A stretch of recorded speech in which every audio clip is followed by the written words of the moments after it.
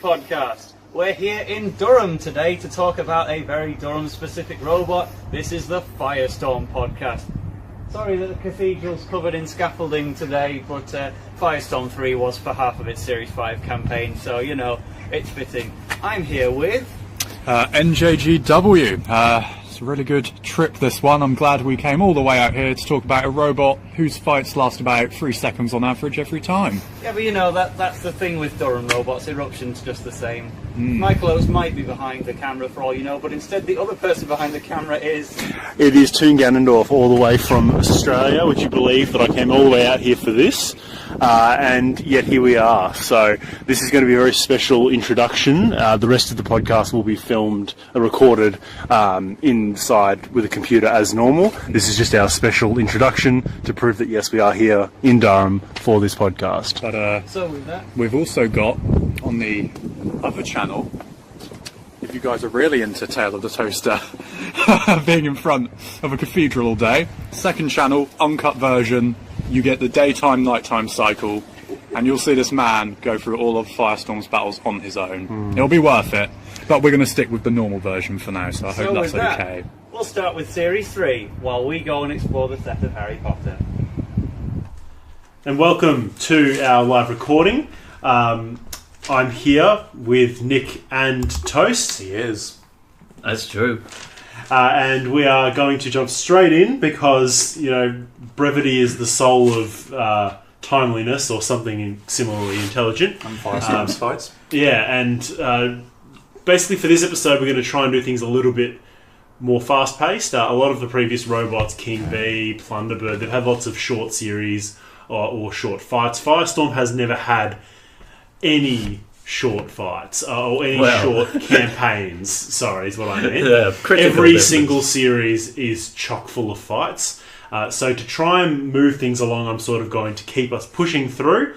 As a result, we've pretty much all unanimously agreed there's no need to discuss Groundhog. Basically, all you need to know is Firestorm came from a couple of guys who made a robot named Groundhog. It bears no resemblance, had nowhere near the success rate, and had a pretty bottle job Series 2 campaign, which then led to the creation of the Firestorm machine that we knew. I guess you could say it's not Groundhog Day. Yeah. It will be. That was surprisingly funny. So, Firestorm itself. Good thing about Firestorm is that the design section can be pretty much nutted out in about 30 seconds. All 5 robots shared the exact same design. It was a wedge. It had a red and yellow colour scheme with a front-hinged flipping arm in the vein of Cassius. And essentially it also had that wedge back design that suited flippers, the one that Eruption uses these days, that made it really viable as a flipper. Very hard to flip over from the front, things like that. Each version underwent small changes, but nothing particularly notable. Yeah, the most notable thing being that the original was 67 kilograms. Yeah. And then that's your lot. That's pretty much And it. it had a rear spike. And it had a rear spike. and conveyor belts and a front hinge flipper in that weight of 67 kilos. How do you do that? How do you do that? You make your armour out of biscuit tin. That's what you do. So... Firestorm's strengths and weaknesses in its design, obviously, as I mentioned, the wedge was a very clever wedge, the way that it worked. The weapon was very powerful for its time, as we'll get to. Weaknesses, well, it was very light. Its armour was never the best. Robots like Dominator 2 and Hypnodisc went through it pretty easily. You can see the panels sort of cleave away at times. And just that... it was very rare that somebody did out-wedge Firestorm, but if they could, they had the match sewn up. Basically. The two-wheel drive was definitely something that was a hindrance all throughout. Do you agree? Not entirely, but No. it usually led to their downfall in the end, Yeah. at the later stages of the competition. It's very hard for Firestorm to beat anything with better than four-wheel drive, especially, as we'll see. So the Series 3 campaign, let's start with the Series 3 campaign, as opposed to anything else that you could have started with. Famous for being just a quick run-through, beats Crash and Nasher in a fairly Yeah, Nick, straightforward smack. can you pretty much do the entire Jonathan Pierce commentary? No, for that surprisingly only I fight? can't. All I remember is Crash Nash's head snapping back as they made an impact, and then Dead Metal sawing its wheel off, which went flying, as Jonathan does say quite often. Yeah, all staples in the Robot Wars Metal Mayhem game, that one. Crash and Nasher. So yeah, Crash and Nasher goes down very quickly. Not a whole lot to say about it. Firestorm then has a tussle with Facet.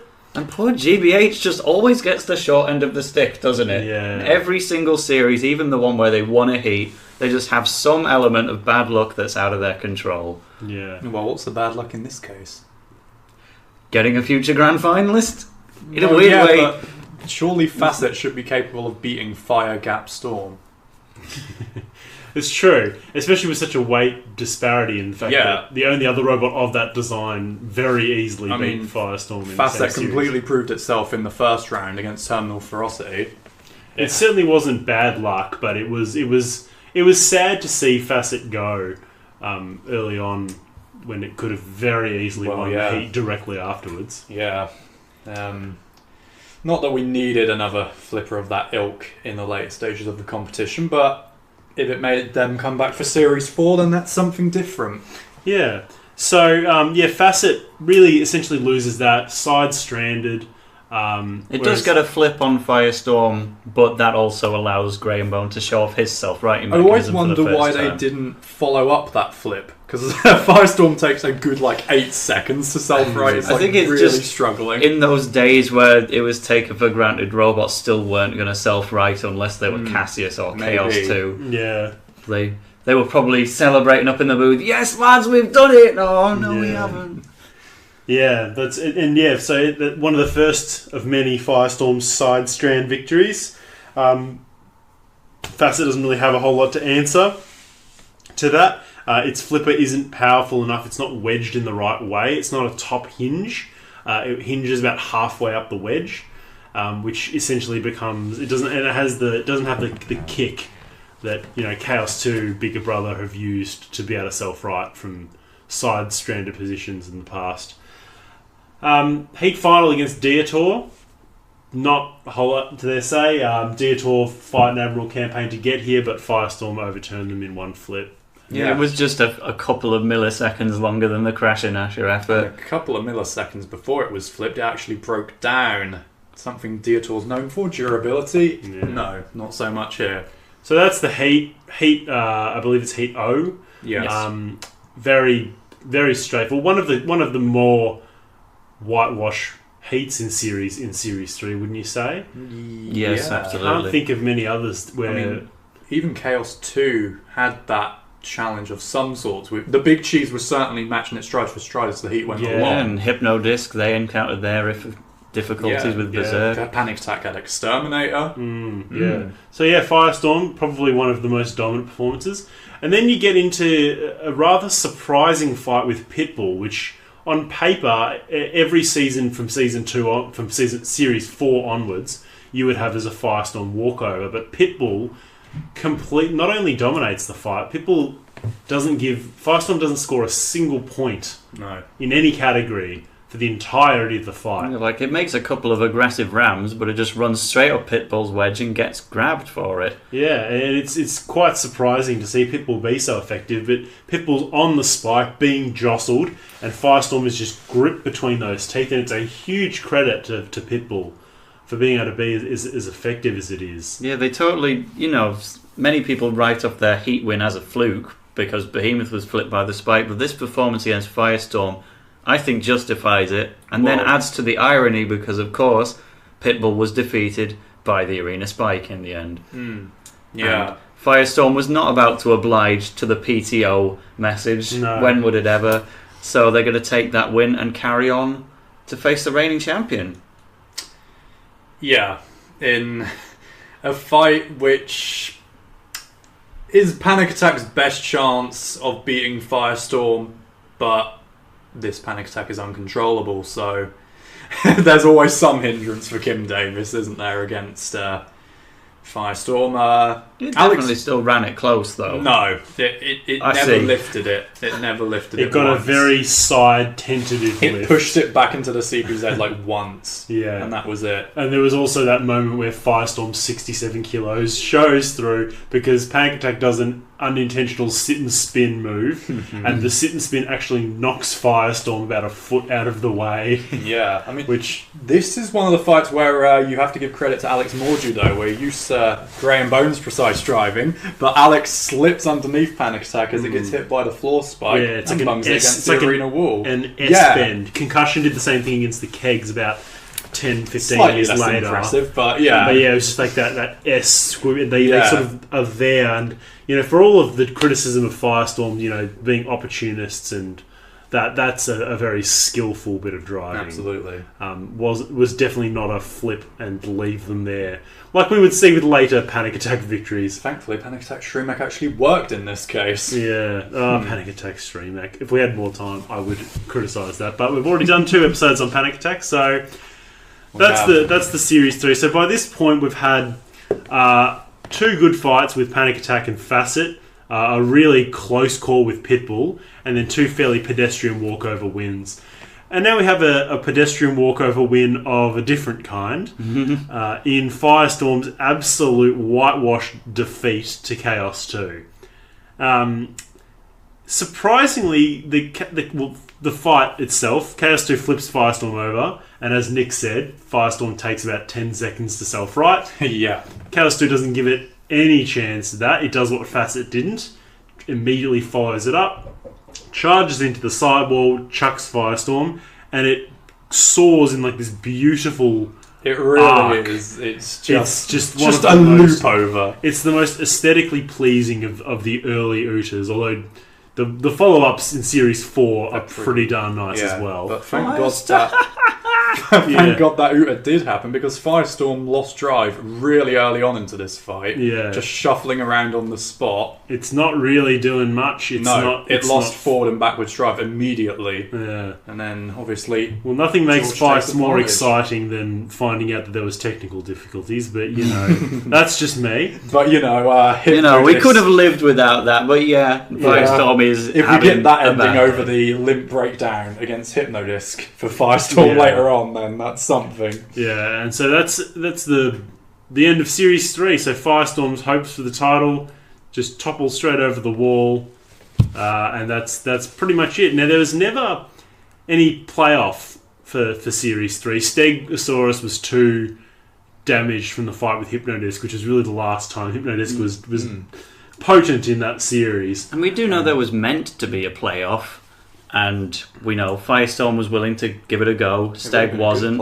They could have accepted 3rd and 4th place each, but Graham Bone was a sport about it, and he said, we'll both share 3rd. I think Although Firestorm ultimately got the highest seeding in Series 4, despite it being number 7. Yeah. I think the funny thing about, before we move on to Series 4, funny thing about that seeding thing, I think we all pretty much assumed that Firestorm would have won that playoff, right? No. No? You don't think its so? wedge isn't good enough. Interesting. Yeah. Steg would be a Gravedigger like fight.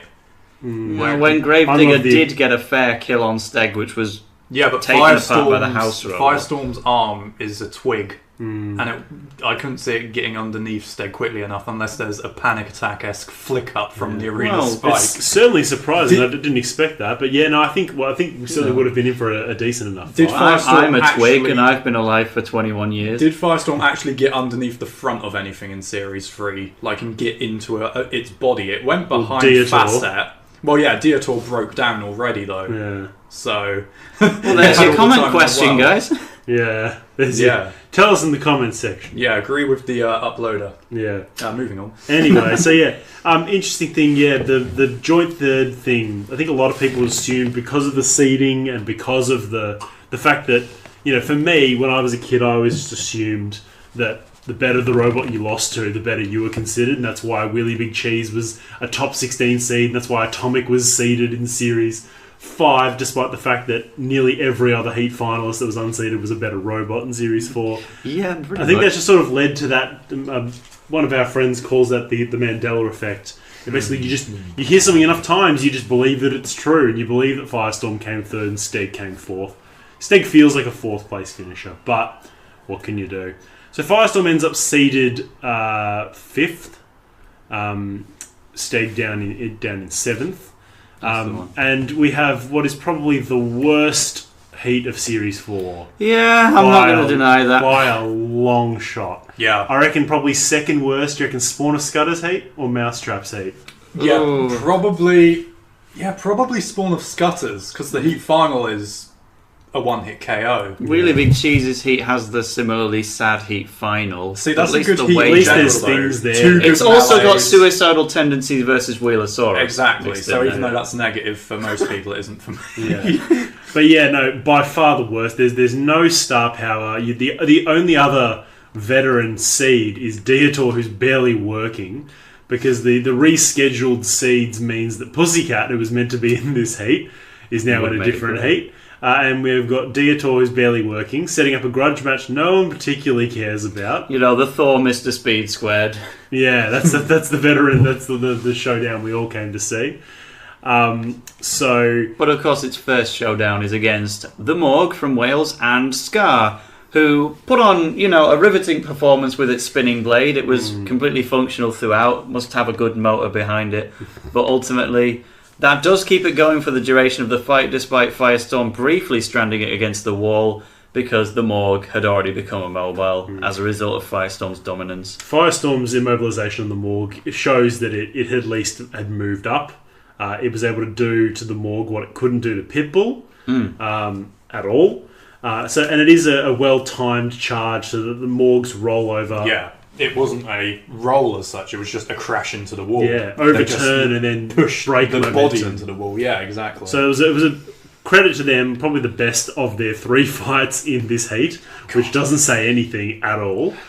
But yeah, that's the end of that fight. Then we move on to my personal least favourite fight in history. yeah. Of them all. Of them all, I could definitely make the case for it. Jellyfish Sabretooth is pretty unwatchable, but it is still pretty...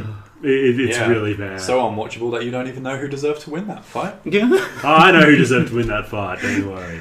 The producers. Good, unanimously Jellyfish. Well, yeah, so the producers won and the audience lost. That's all Yeah. we need to know. Anyway, so worst fight of all time versus Bolt from the Blue. Salt from the blue. Yeah, Yep. Salt from the Blue, that's it. And I love that we saw on Reddit that Bolt from the Blue's captain's wife made him a cake that says still salty. Yeah, you can tell that's genuine as well, because this guy looks so angry at the end of this fight. Yeah, in the pits. Like, in the interview, not so much, but in the pits, he's just like, he's got this grin that you can just tell. Red mist. The grin is just hiding this tantrum. Blames it on the seeding, and this isn't even the biggest Firestorm controversy in the heat. So in the heat, let alone in the series, let alone in the history. It says a lot when even controversy can't make your heat better.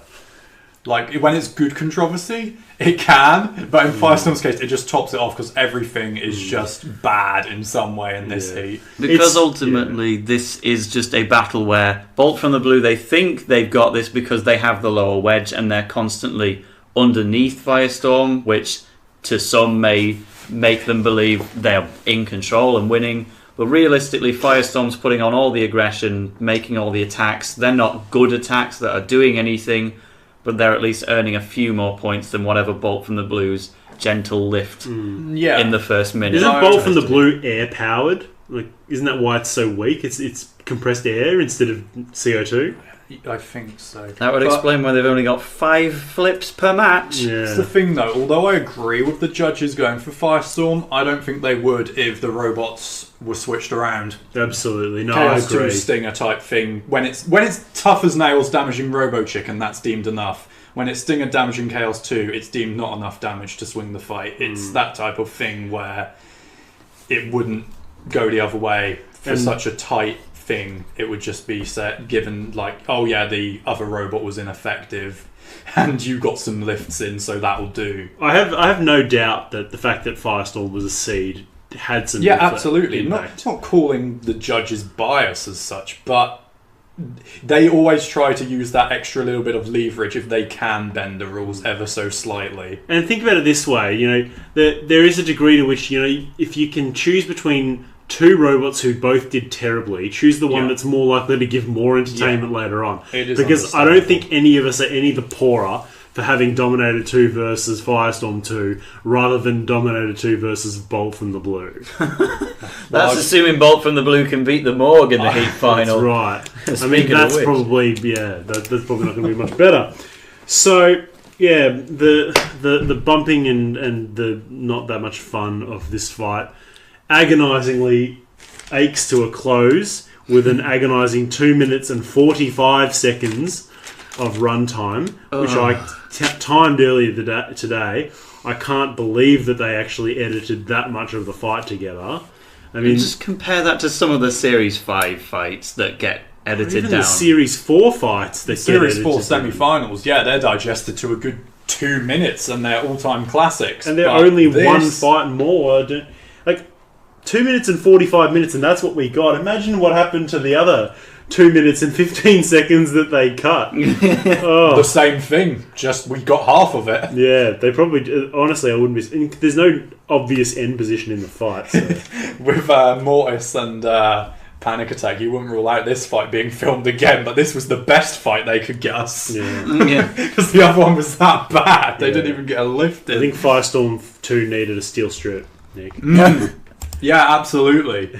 Even though it was a mile off the ground, and apparently a steel strip would make it lower. But yeah, so now we're back into a fight with the Morgue again.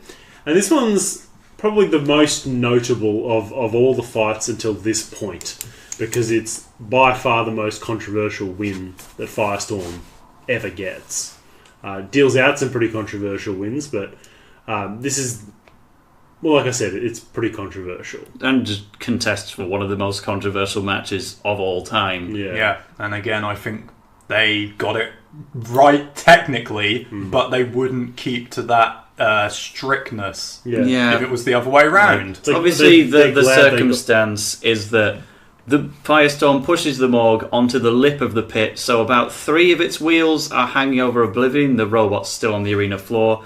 And then Firestorm backs itself in completely. But it's one of those where if the Morgue is suspended, it should count as like a general countdown of an immobilisation because it isn't pitted there and then. Yeah, Infernal Contraption in Series 6 was counted out by the ref bot in that scenario. Yeah, I mean, Firestorm's immobilised itself instantly. It's ruled itself out, whereas the Morgue should be in a countdown process. Yeah, what if Can Opener managed to drop Raging Nightmare into the pit in the Series 7 Annihilator? Can Opener technically didn't put Pit Thermidor 2 in the Annihilator in Extreme 2. It just kept hold of it, but dangled it into the pit enough for it to count.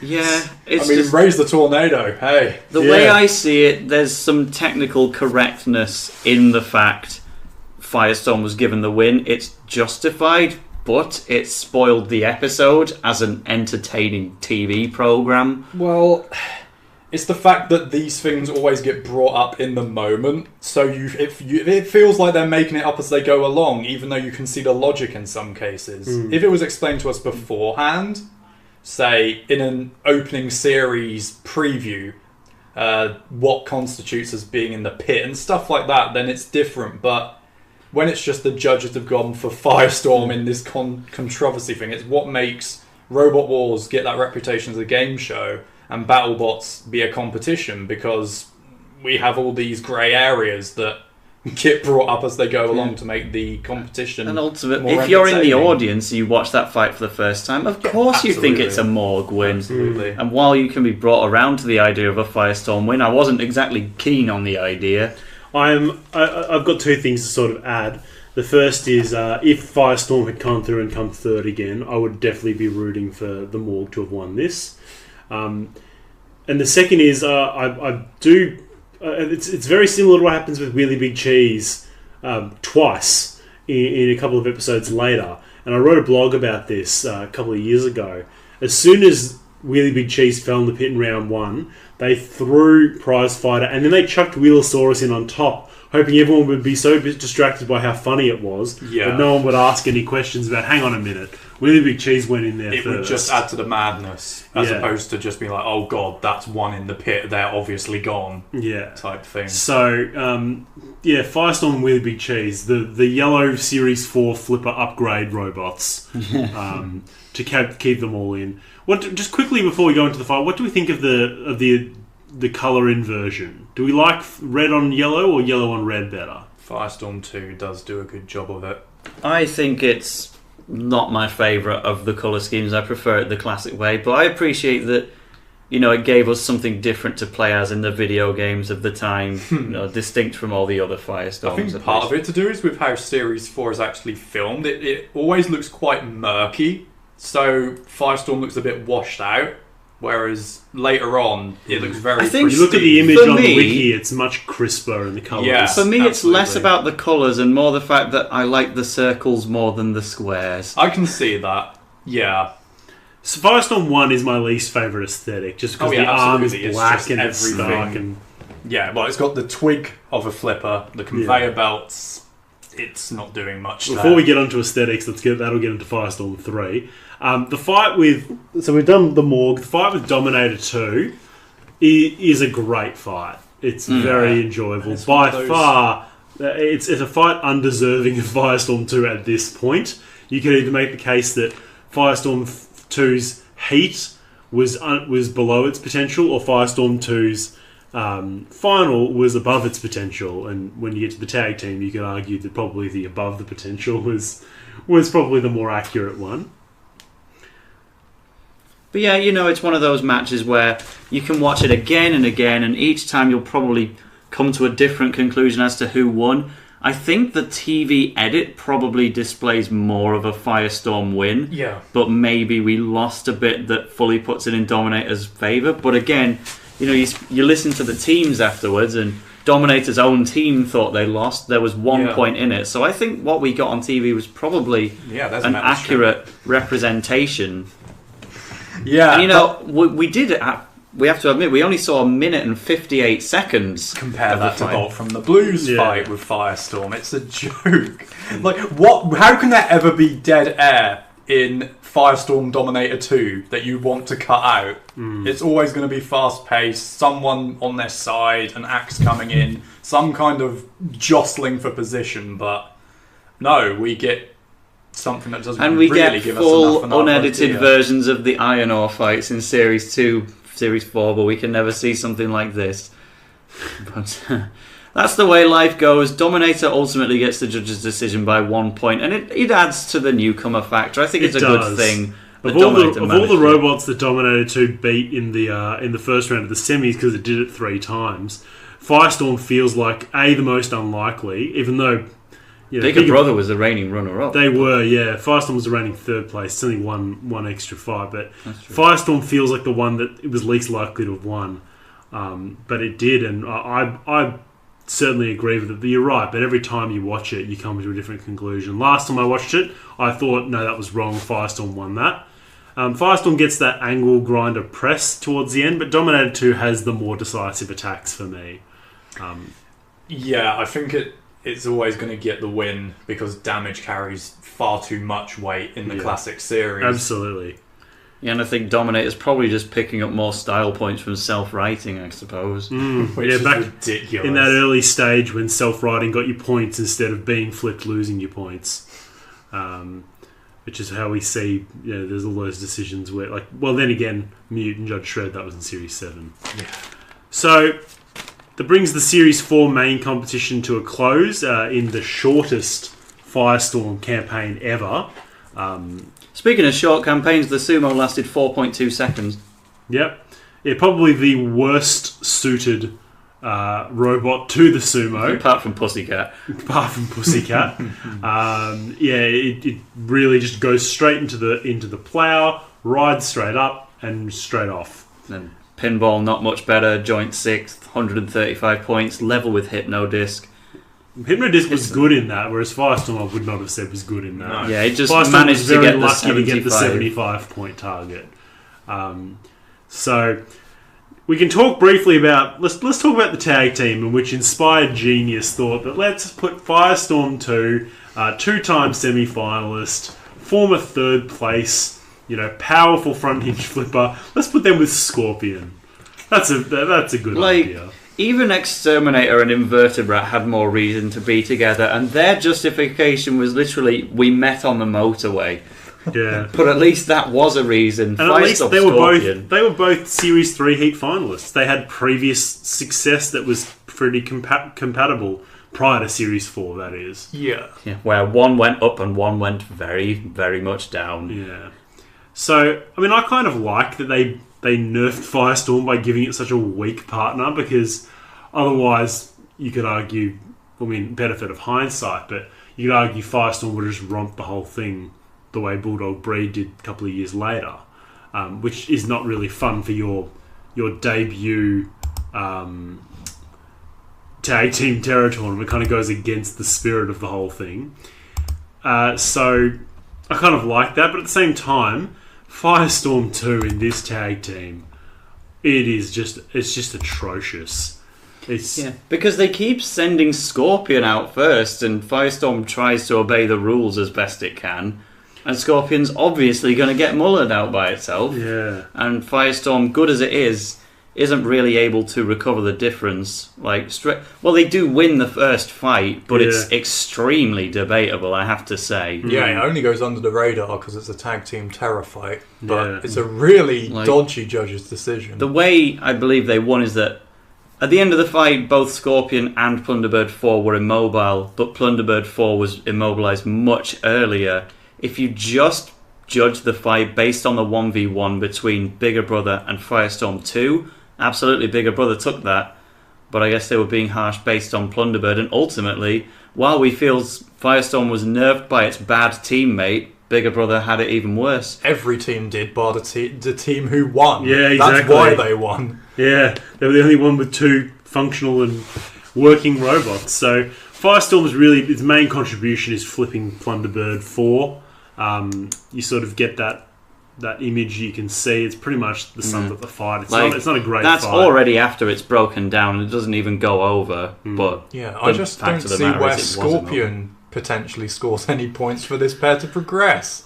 Yeah, I suppose surviving the entire 5 minutes, or more of the 5 minutes, had some effect. But yeah, it's quietly the less good of the Firestorm v Bigger Brother fights, I think so. Yeah. Maybe. Well, there's three, but both of them are leagues ahead of this one. But we at least kind of get a little better in the final, in the sense that we have a firmly deserved victor in 101 and King B, despite the fact it happens through, not only does Scorpion go straight out and get itself beaten again, but Firestorm has this most uncharacteristic breakdown, which it never has in any other fight. It just suddenly dies. Yeah, it's so uncharacteristic. Rainbow tries to claim they had damage that carried through from the last fight. That they I don't know what it was, because I can't see a whole lot of damage being inflicted from this fight. There's no spinners, there's no axes. It's just the world's weakest flipper, and a slicer dicer that never goes down. But there is a metal strip on the front of Firestorm in this fight, and in front of Plunderbird 4. It's even. Yeah, it is. There you go. So the final, despite the efforts of the House Robots to ruin it, the final is fairly good showing by King B and 101. Not a whole lot to say about Firestorm. He gets one flip in on King B, who's mounted up on 101, but after that, never moves again. Yeah, it's just one of the strangest anomalies in Firestorm's career. You think about all the robots who break down randomly, like Razor, and Tornado has more than we care to sort of remember. It does have more than a few, but usually those have been knocked out by something. Like a link failing. More just a matter of regular attendance is eventually going to lead to breakdowns, and this is the only time it happened for Firestorm, despite having Superb attendance. And fair play to Scorpion in this fight. It keeps going and going. Yeah. Yeah, they nerfed Firestorm 2 so much that they made the robot's reliability switch over. Yeah, exactly. And Scorpion was saying, well, maybe you guys should have given me a partner that worked. Like, wonder what They just nicked Firestorm's drive motors in the pits. is the morgue available? So unsurprisingly, Firestorm does not return for the Tag Team Terror in Extreme, but we get to see the brand new robot Firestorm 3 make its debut. Now let's just talk about aesthetics again, shall we? The most disgusting thing about Firestorm 3 is that its flipper does not sit flash to the wedge. And it's not only is it a strange design aspect because the robot is almost essentially the exact same design, just with a weight increase. It just looks bad. It really does. It's a chunky body. The flipper sticks out.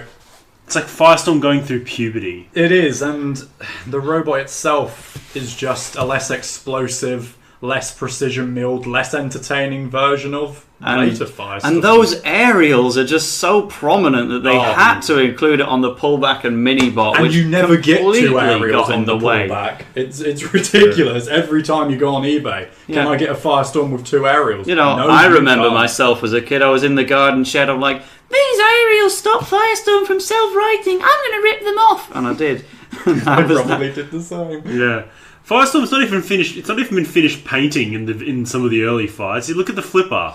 Well, I think that's more a case of in later battles they've taken damage from other scenarios and they just have to patch it up. Like Firestorm starts off looking pretty enough. Yeah. It's very much a change from Firestorm 2, but by the end of Extreme, it's a mess. Look at the fight with Deator. You can see that it's gone through some serious fights. You can see the damage from Inflicted from the Fifth Wars. Yeah, like you see the destroyed wheel hubs that are visible in the Razor and Hypnodisc fights in the grand final. You can see them still there. They're peeling away. It's such a poor appearance that you wonder why they even allowed Firestorm to have another 30-second one flip kill on Deator in the has more than Vengeance that. match. It enters in this health in the Second World Championship as well, which we'll get to. So Firestorm's extreme fights. This is where we start to see a lot of the one flip kills from Firestorm.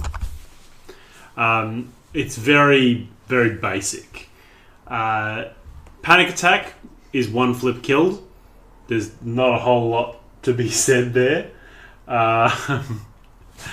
We have probably the worst of the fights between those two. Do you reckon? Yeah, I mean they've not had the best run, but this was a case of Panic Attack just being completely outclassed within the case of the All-Stars. Firestorm gets under it, gets it straight against the wall. This is the first actually filmed fight from Firestorm 3, so it's good to start things off on a dominant performance from it. We know the All-Stars was filmed first, and they did well to defeat Panic Attack as quickly as they did. No, they did not. They put it up against the arena wall, and then the house robots completely ruined the fight.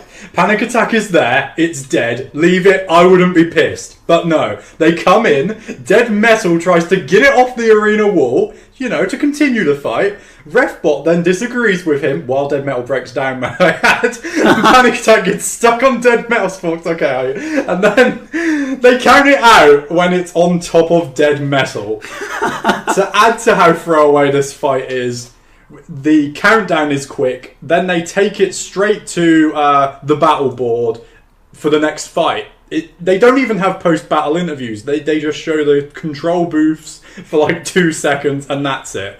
It's an All-Stars fight and it's the most throwaway thing you could ever make it look like. It's such a ridiculous. strange fight to have as the first round of the All-Stars, isn't it? It really I mean, is. you really wouldn't think that a grudge match between two robots that fought in the top 8, one of whom is a former champion, would be the first with the round 1, especially when some of the other round 1 All-Stars were Wheelie Big Cheese versus Deator. Like we can forgive. Why don't you put Deator versus Firestorm as the first round, and that way we don't have to have a vengeance fight. You have this as the vengeance. Yeah. It's just Like, we can forgive Tornado versus 3 Stegs because at least that was a case of Tornado was meant to fight Stinger, Yeah. and then things got moved around. But some of the draws were a little strange. But hey, Firestorm's made it through to the second round, where next they get a tougher opponent for themselves in Wild Thing. yeah. And Wild Thing, it's a fairly clever display from Firestorm there. Wild Thing, JP says that Wild Thing's dominant early on. Do we think Wild Thing was dominant early on? It was doing well. It was forcing Firestorm around a bit, and I don't think dominant is the right word, No, per it's se. just- It was it's just- maybe leading the fight just about. it's just trying to move it around a bit. But it's one of those fights that they try to portray as a comeback victory when it is, but nowhere near as dramatic as Mr. Toast's favourite fight of all time that he believes should be much higher in the Ultimate Countdown, even though it's incredibly overrated and he gets rightful abuse from the other commenters on my wonderful channel because of it. Oh my word, all I do is like M2 versus Tiberius 3. And say it should be 60 places higher than it deserves to be, but okay. So with that- Wild Thing and Firestorm, probably a pretty neat KO from Firestorm. Flips Wild Thing into a position where it can't self-ride. Wild Thing does the Rapid Series 10 before Rapid was a thing. Basically perched on its face. And that's pretty much the end of Wild Thing there. Wild Thing's only All-Stars campaign, which feels odd. Yeah. Both of those fights feel strange, but They are very strange fights. Extreme has a lot of these strange fights where they feel like they're just going through the motions, even though they're good fights. it just feels like fights that you forget happened. You feel like you should Completely. say, I wonder who'd win between Firestorm and Wild Thing, and then you realise, hang on, they did fight. Yeah. But But, yeah. you know, it deserves some credit. Wild Thing was getting around the back, giving Firestorm more of a challenge than it had in a lot of fights. But speaking of getting a challenge, so they're through to the semi-finals now, which is how they got in the World Championship, and now they've got Razor. I don't have anything to say about this fight. We saw it 3 times. This is probably the worst of the 3. It's a wonderful static image, but a long and drawn-out fight. You say long and drawn out, but it's a really heavily digested fight again. I mean, thank God it is. I don't need to see more of it, but it's one of those random extreme fights where, like Series 5, they just give us a minute and a half of it for no reason. And what does that do to draw in the viewer in any way whatsoever? Well, it's either that or just show more of Razor clamping down through Firestorm's armour and holding it in It's place. Firestorm's own fault, though. Why would you drive up the wedge every single time? It's just, it's not fun. Razor versus Firestorm is never a fight that is that much fun. And I'm aware that a lot of people think that the fight in Series 5's Grand Final is one of the best things ever. I don't really care for it as much. But, yeah, it's usually just a static image. We'll sum it up. And if you find a static image of Razor versus Firestorm, where Razor is piercing through the side of Firestorm, you'd be forgiven for forgetting exactly which of the 3 times it was from. It's pretty much goes the same way each time. Yeah, only way you'd be able to tell was through Firestorm 3's horrible flipper setup, and then you'd only have it down to 2 of the fights. Yeah. So we've sort of skipped over the vengeance with Deator. I don't think we need to say anything else about it. It was a one-flip It's kill. Deator being the limited robot it It is was extreme antics, and would have been done better if it had been the first round of the All-Stars and then done something else. So, second World Championship sort of closes off Firestorm because we said we didn't get to see Scorpion and Firestorm team up again in Extreme 1, because that would probably have made for a slightly better tag team partnership than some of the other ones we I don't got. know, it had enough one-flip KOs within the existing tag team. At least I they would have been imagine immobilisations and not breakdowns, though. Yeah. But Firestorm 3's fight in the second World Championship is very interesting. It fights Drillzilla and Neat Machine, and then something else is involved. But Something else Firestorm, is in the arena. yeah, Firestorm actually gets the KO first by flipping Neat Machine, and that's the end of it. Then some robot based on a pool cleaner is also flipped over by Firestorm. So again, it's eliminated half the cast by this point, and even tries to contest with the American Drillzilla, but we find that towards the end of the fight, Firestorm's batteries are draining a little bit. It can't turn on the spot properly, and Drillzilla starts to take a lead, getting some good rams. And in the judge's decision, they decided to value the head-to-head between the two over the fact Firestorm had already secured 2 knockouts. Which they didn't in the Tag Team Terror for Series 4. Firestorm, it's after the grand final, the second World Championship. It does well to do as well as it does, but overall, I wouldn't want it to progress past this point, even though I think it deserved to. I wonder if that's why. It's unlucky to lose here, and we know that Graham Bone and Alex Mordew in the post-match interview were very upset about the fact they lost. They thought they had deserved it. But Drillzilla, in return, had already had a quite dodgy loss in the US Championship to Panzer Mark II. So this is kind of their redemption, and then they get a kind of dodgy win instead. Both of those fights you just mentioned with Drillzilla are dodgy because, again, the fights are so shortly edited. So how can we tell either way? Yeah. You're right, and this is sort of the... you can be unhappy that Firestorm lost here. Probably deserved that as overall. In a 1v1, Drillzilla absolutely mopped the floor with them.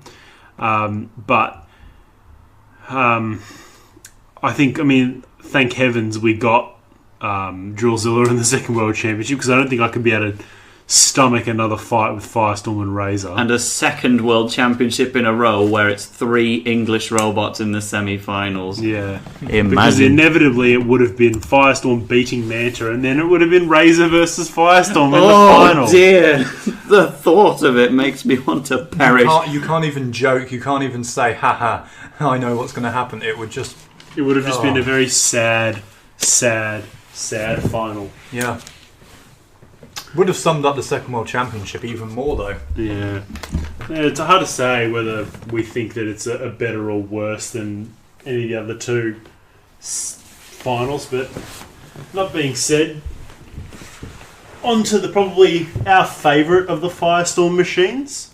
We're still on Series 5. Never mind. Yeah. Okay, so Series 5. And you were wrong anyway. Yeah, it's definitely not our favourite of the machines. Sorry, I thought we were done, but my mistake. No, we've got plenty more to come from Firestorm 3 yet.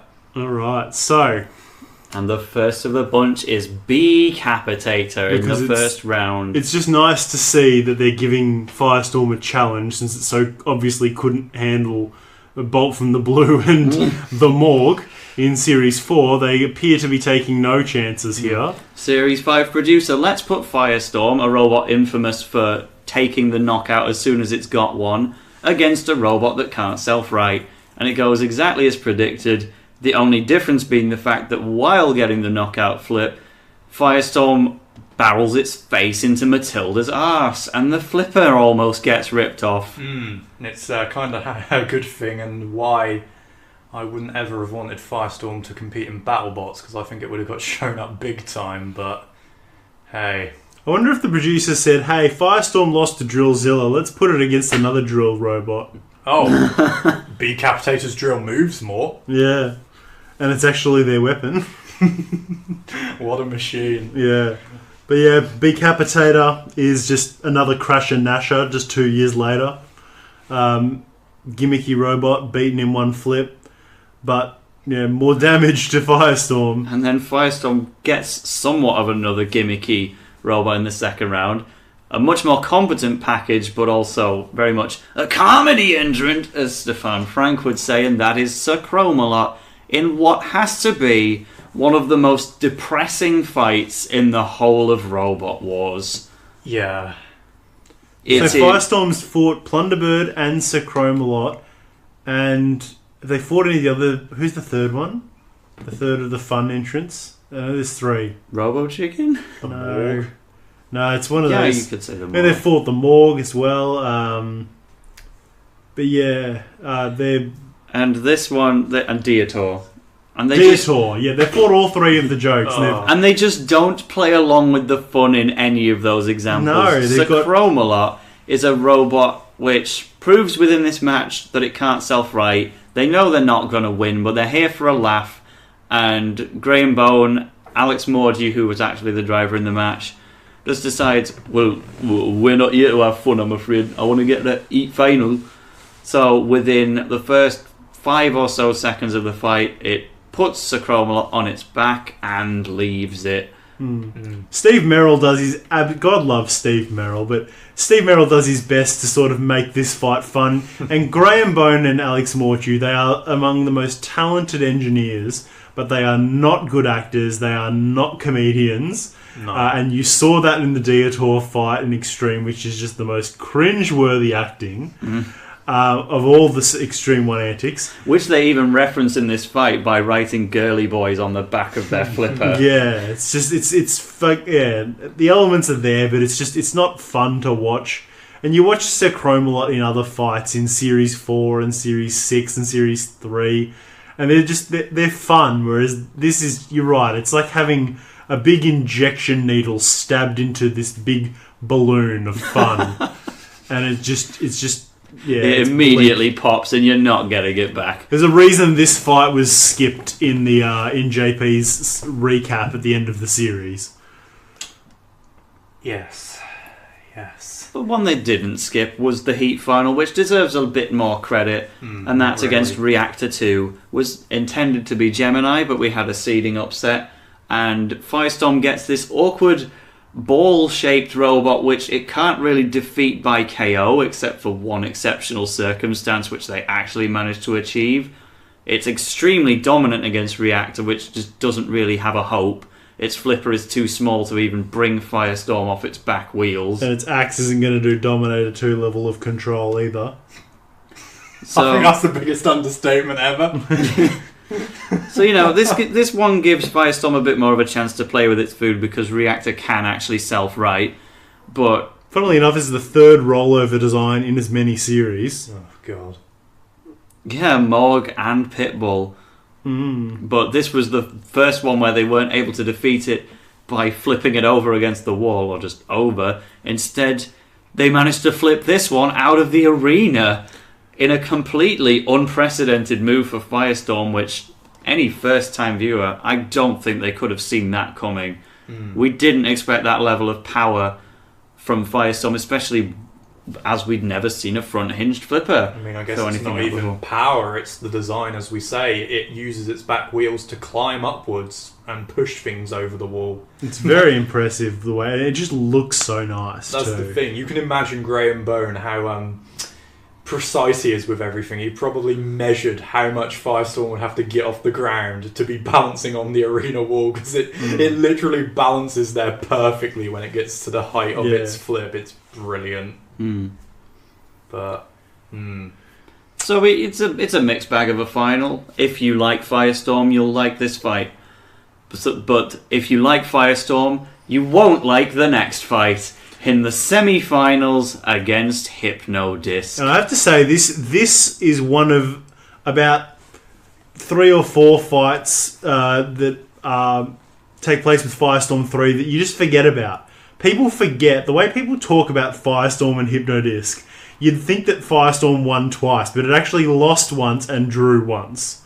And of all, it's just a very, very sad... Well, not sad for me, because I love Hypnodisc, and I like seeing Hypnodisc beat All-Stars instead of trashing, junk. But yeah, it's a one-hit KO. It's an absolute, just one blow, gouges Firestorm's armor, and just rolls into just dead space. And it's like the only example of a semi-final in Series 5 where they actually had to get the house robots to beat up a defeated machine, because otherwise you don't have a fight to demonstrate, and they couldn't go all out, otherwise Firestorm wouldn't be able to compete in the losers melee. They just had to floor flip it and dump it in the pit. And Hypnodisc gets to move on while Firestorm is relegated to another match. all that fight tells us is why removable links can be such a pain. Such a pain. Like, how can your main life switch get knocked out from a bump? Hypnodisc wasn't even up to speed. No. It really wasn't. It didn't penetrate the armour. It just knocked it slightly. And we even see to this day, Sabretooth coming in with a standard drive on Behemoth. That knocks its link out. We get robbed of so many good fights because of removable links. Can opener gets flipped and an invertible robot can't even land on its wheels without losing its link. It's not fun, but hey, what can you do? So the losers melee, which is, another fight between Firestorm and Panic Attack, and also Willy Big Cheese is in there for good measure for the three robots that have lost. Firestorm's probably the worst loss of the three.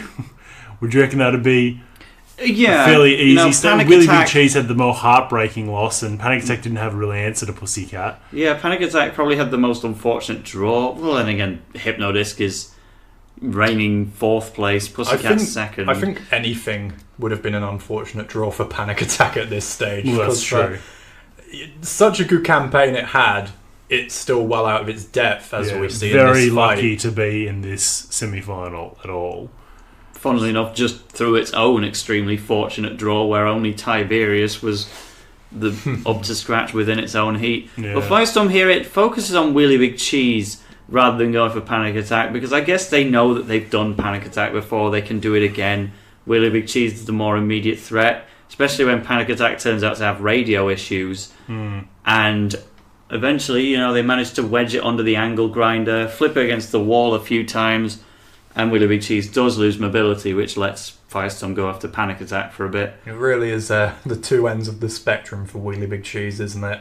It just provides all of these amazing flips, and then breaks down against Dominator 2 from nothing, breaks down here from nothing, and Firestorm can stroll at its own pace because Panic Attack is just sitting in its bed by the pit release. At this stage, Firestorm versus Panic Attack is kind of like doing year 7 algebra when you're in year 12. I suppose that's an Australian thing that doesn't really translate.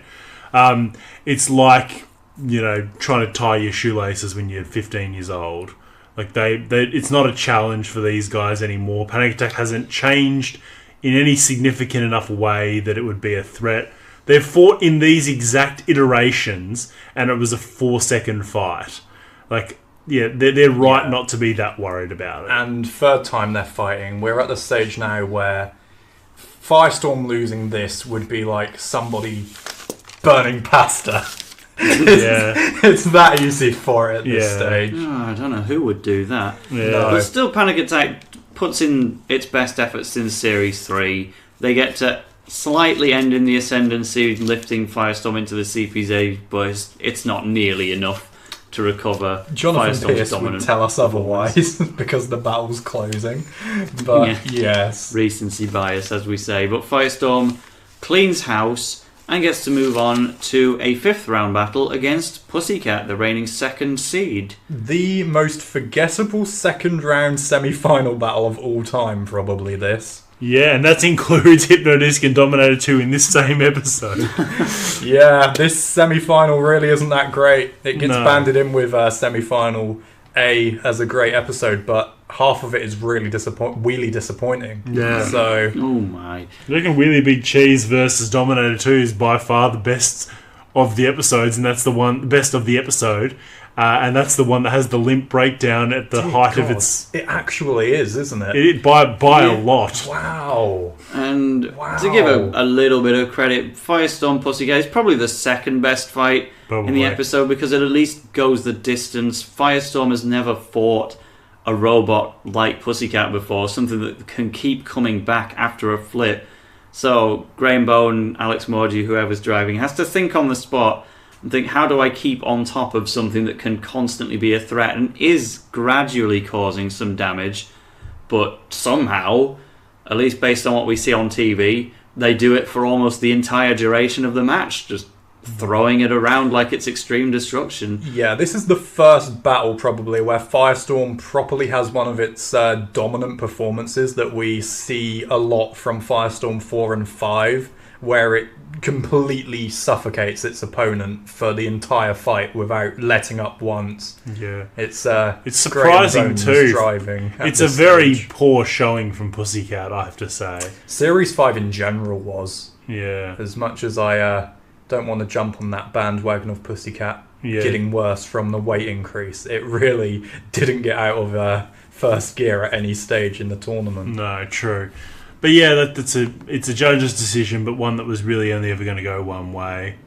And that brings us through to the grand final. So Firestorm, along with Eruption, as the only robots to go on to any great success despite being knocked out earlier in the tournament. And from Durham. And from Durham, where we are. Now, this brings on to the fight with Razor, and this is sadly a grudge match, not anything fresh or exciting. I'll let you guys take the lead on this one. I'm not big on it was this it was fight. pretty much unavoidable. Razor either has to have another match with Firestorm, or it has to quash the underdog story with Bigger Brother straight away. Hypnodisc was never going to happen at that stage because that was set up to be the grand final. So ultimately, what we got was Razor versus Firestorm 3, but in a much, much better fight than the previous occasion.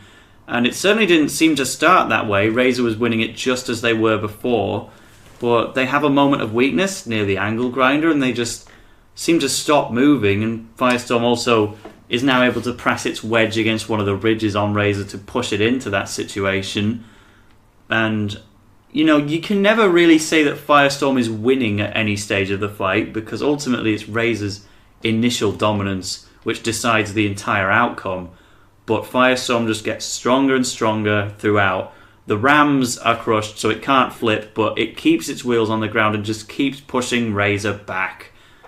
Yeah, I don't know what stopped Razor's beak from pushing on. I doubt it was when it got stuck on the angle grinder, but that's when the problems seemed to start for it. But, this is a fight that I think, although people accept is close, I'm surprised more people don't try and argue that Firestorm won it, because it genuinely pushes Razor back for most of the fight. It's a fight where I think if it happened under the reboot scoring criteria, no style, values aggression over damage, then Firestorm would have been the winner of this match. But ultimately, in the old criteria, I can't say it was incorrect. Firestorm does manage to bring Razor across the pit twice, also bringing itself across the pit twice, which adds a nice bit of drama and tension. But Razor does hold on for the entire duration of the fight, and that does lead to Razor's victory over Firestorm at this hurdle. And now, just to wrap up Firestorm 3, I think we're doing well for time, is a rematch with Hypnodisc, one that is disgustingly misremembered as a Firestorm win when it's actually just a complete deadlock draw. Hypnodisc's weapon does a lot more this time. It's up to speed. It tears off both wheel guards and puts a big gouge through. Firestorm does not have a flipper at this stage. Its flipper having gone through the absolute wars against Razor and Matilda, even as early as Decapitator. It's been beaten by Hypnodisc already. It's really just a big hard wedge at this stage. Yeah, the kind of stuff you wouldn't be allowed to enter into the reboot anymore. Unless you're Crackers and Smash, but yeah. But yeah, it's got all the trappings of a great fight, this one. And Graham Bones' credit, he acts with what he's got. And what he's got is a big kamikaze wedge, and he just slams straight into the pit. Do we think it was intended that he was going to fall in afterwards? Probably not. You never know with Firestorm. He does drive into the pit a bit. And the stance on double knockouts is weird. I kind of feel as though it's certainly something that you see on the live circuit. If there's a double pitting, they generally give it to the robot that initiated the pitting. We clearly haven't gotten to the stage of establishing a rule like that yet, and it was declared a draw. I think it's a little bit iffy that it was sent into that situation, but I agree that prior to the fact there was a pitting, absolutely Hypnodisc was winning this fight by big margin on damage, which was clearly visible on Firestorm, even if it's not something I got to remember. Mostly because this fight wasn't on the Hypnodisc DVD, which was a pity despite it being on the back cover. it was on the Ultimate Countdown though. But it is sent to a draw, but Hypnodisc is damaged as a result of that slam into the pit, and so Firestorm is awarded its second third place in Robot Wars by default. It Probably never truly gets a win on Hypnodisc, but this is near enough. It's not its best campaign, but you can't argue that it's not its hardest fought. 2 fights with Hypnodisc and a bout with Razor. All and within an additional losers melee that it wouldn't otherwise have to do. Plus knocking out the second seed, plus taking damage from Matilda in the first fight. It's certainly its hardest fought position. Like, if the fight with Sacromalot happened later into the tournament, then you would want to give them some kind of a reprieve after a run like that. Just a pity it was so early on. So I think we'll break part 1 after Firestorm 3. Part 2 will be Firestorms 4 and 5. Just final words, Firestorm 1 to 3. What's your favourite fight? Oh, goodness me. Favourite and least favourite.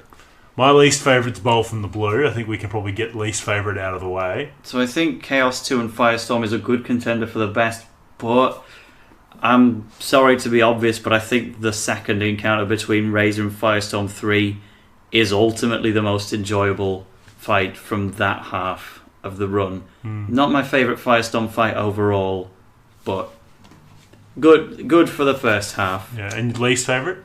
The Sacromalot win. Sacromalot. Panic Attack. For best or worst? Worst. That's the All-Stars one? Yeah, of course it is. I can see it on your face. We have had 3 of those, Rage. remember? And best? None. None? No. I'm going to say... Remember, this is the Robot Wars history podcast about our favourite show and the robots we adore. But unlike the show, I'm not going to try and rewrite Firestorm history. 2 versus Dominator 2. I was going to say Dominator 2 is my favourite and Bowl from the Blue is my least favourite. That would be my favourite if Firestorm, funnily enough, won that fight because, no, I disagree with the judge's decision, so I can't even like that to a large degree. Well, I hope you're all interested in tuning into the next part, where we will be no doubt praising heaps upon Firestorm 4 and 5. Yeah, sorry, Graham. You lose Alex Mordew, though, for part 2, so I'm sure it will be better. So that's it for the Alex Mordew podcast. Stay tuned for the Hazel Heslop podcast.